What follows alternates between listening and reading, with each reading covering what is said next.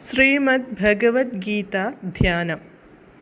നാരായണം നമസ്കൃത്യ നരം ചൈവ നരോത്തമം ദേവീം സരസ്വതീം വ്യാസം തതോ ജയമുദീരയേത്.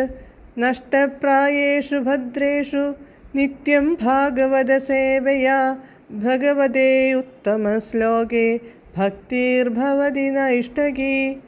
മൂകം കരോതി വാചാലം പങ്കും ലംഘയതേ ഗിരിം യത്കൃപാതമഹം വന്ദേ പരമാനന്ദമാധവം. ശ്രീഗുരും ദീനതാരിണം ശ്രീചൈതന്യമീശ്വരം.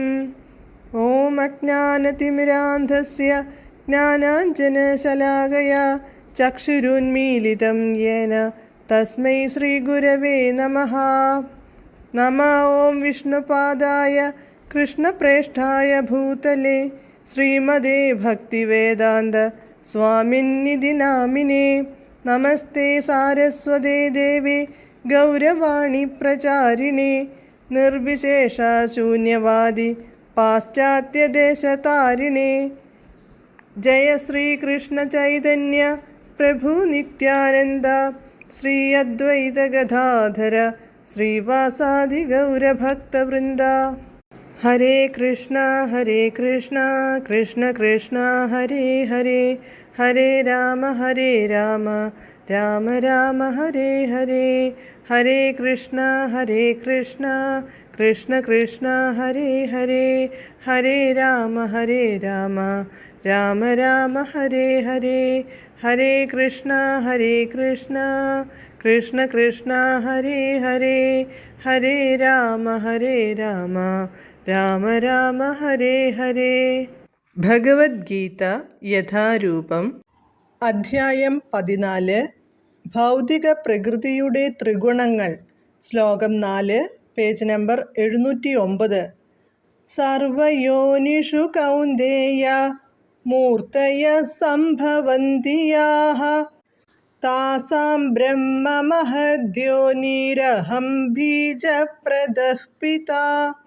പദാനുപദം. കൗന്ദേയ, ഹേ കുന്തി നന്ദന, സർവയോനിഷു സർവയോനികളിലും, യാഹ ഏതെല്ലാം വിധമായ, മൂർത്തയഃ മൂർത്തികൾ രൂപങ്ങൾ, സംഭവന്തി സംഭവിക്കുന്നു, താസാം അവയുടെ ആ മൂർത്തികൾ, ബ്രഹ്മ ബ്രഹ്മം പ്രകൃതി, മഹദ്യോനിഹി ഭൗതിക പദാർത്ഥത്തിലെ ജനനത്തിൻ്റെ ഉറവിടം, അഹം ഞാൻ, ബീജപ്രദഃ ബീജപ്രദനായ കർത്താവായ, പിതാ പിതാവാകുന്നു.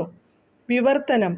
ഹേ കുന്തിപുത്ര, നാനാരൂപേണയുള്ള ജീവിവർഗങ്ങൾക്കെല്ലാം ഈ ഭൗതിക പ്രകൃതിയിൽ ജന്മമെടുക്കാൻ അവസരം നൽകിയത് ഞാനാണ്. അവയുടെ ബീജപ്രദാതാവായ പിതാവും ഞാൻ തന്നെയെന്ന് അറിയണം. ഭാവാർത്ഥം. ശ്രീകൃഷ്ണ ഭഗവാനാണ് ജീവസത്തകൾക്കെല്ലാം ആദിപിതാവെന്ന് ഈ ശ്ലോകം സ്പഷ്ടമാക്കുന്നുണ്ട്. ഭൗതികവും ആത്മീയവുമായ പ്രകൃതികളുടെ സംയോഗമാണ് ജീവസത്തകൾ. അങ്ങനെയുള്ള ജീവസത്തകൾ ഭൂലോകത്തിൽ മാത്രമല്ല, ബ്രഹ്മാവ് വാഴുന്ന സമുന്നത ഗ്രഹത്തിൽ പോലും കാണപ്പെടുന്നു.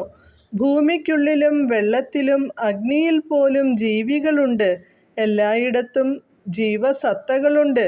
പ്രകൃതി മാതാവിൻ്റെ ശക്തിയുടെയും കൃഷ്ണൻ ബീജാവാപ പ്രക്രിയയുടെയും ഫലങ്ങളാണ് ഈ ആവിർഭാവങ്ങൾ മുഴുവൻ. സൃഷ്ടിയുടെ ആരംഭത്തിൽ പൂർവകർമാനുസൃതമായി ഭിന്ന രൂപങ്ങളിൽ പിറവിയെടുക്കുന്ന ജീവസത്തകളാൽ പൂരിതമാണ് ഭൗതിക ലോകം എന്നു സാരം. ഹരേ കൃഷ്ണ.